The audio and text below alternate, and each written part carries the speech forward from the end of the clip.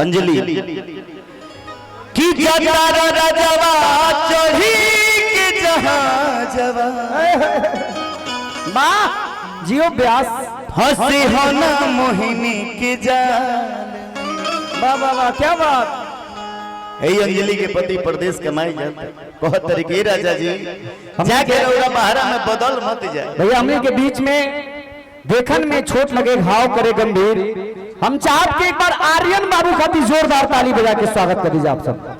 जोरदार ताली होके के चाहिए आर्यन बाबू खाती हमने के बीच में उपस्थित होता है। लेकिन भूषण कलाकार कम उम्र में बहुत बड़ा ख्याति जोरदार ताली। अखिलेश भैया के नाम के बीच में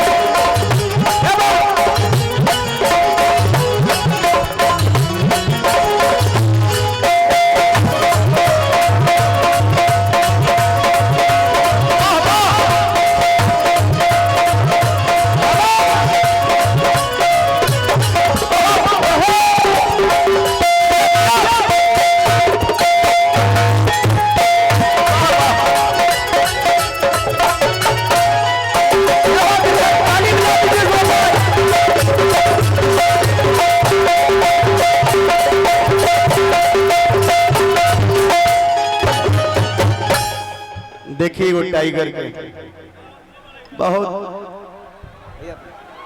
इनके मुस्काने पर जौन मन कर लगी जान लुटा दी हम। आर्यन बाबू सैकड़ों फिल्म इतने कम उम्र में तमाम गाना और महीना में 25 से 30 गो मंच। एक बार जोरदार ताली बजा के बबुआ के स्वागत करी अपना गांव में। बस एगो गीत से सेवाओं करवा सीधे हमनी के आर्यन बाबू के सुनल जाई तनी हवा के। वाह भैया चंदन भैया स्वागत। हाँ रवि भैया बैठाइए। कि जटारा राजवा चढ़ी के जहाजवा हंसी होना मोहिनी के जाल कि एगो चुमा जगाल में संगे दिलो ले जाडुमा। बोलो भैया तड़तड़ा के एगो चुमा ले जगाल संगे दिलो ले जाडुमा। एगो चुमा ले जगाल संगे दिलो ले जाडुमा। एगो चुमा ले जगाल संगे दिलो ले जाडुमा।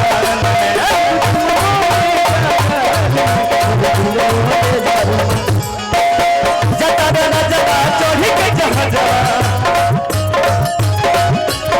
जटारा राजवा चढ़ी के जहाजवा हंसी होना मोहिनी के जाल में। कि जटारा राजवा चढ़ी के जहाजवा अरे हंसी होना मोहिनी के जाल। एगो चुम्मा ले जा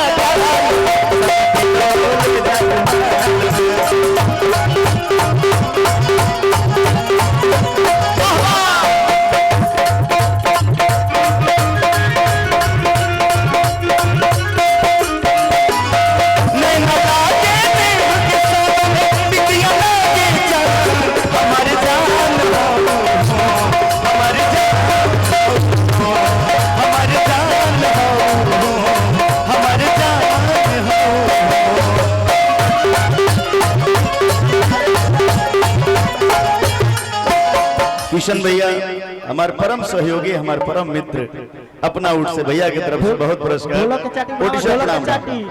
जल्दी है हाँ साउंड वाला भैया ढोलक के चाटी कि हमरा चरा पे कदा तू साइन पिया। ए गौरी लिटिल स्टार रघु राजा बना रहा बबुआ। इनकर एकदम अलगे स्टाइल बा जोड़ा नहीं खे जियत रह अहिंगा नाम रोशन करत रह भोजपुरिया समाज के आशीर्वाद रघु बाबू लेते कि हमरा चरा पे कदा तू साइन पिया के हो दूसरा तुम्हारी होना लाइन पिया बोलू भैया हमारा चरा पे खोदा तू साई केहू तू सदा बिहन्ना रवि भैया ऊंचाई को बड़ी पुरस्कार भैया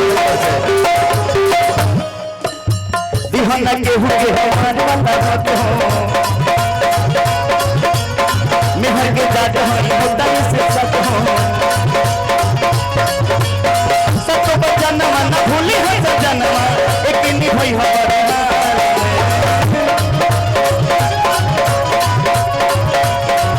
सतो बचनमा न भूली है सजनमा एक नी भई हमारे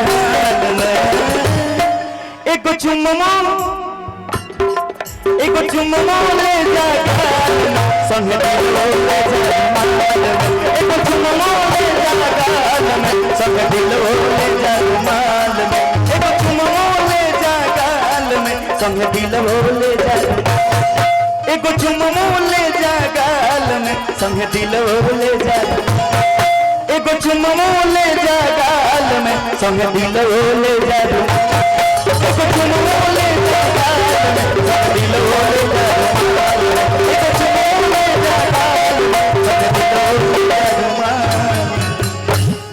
एगो अंतिम गाना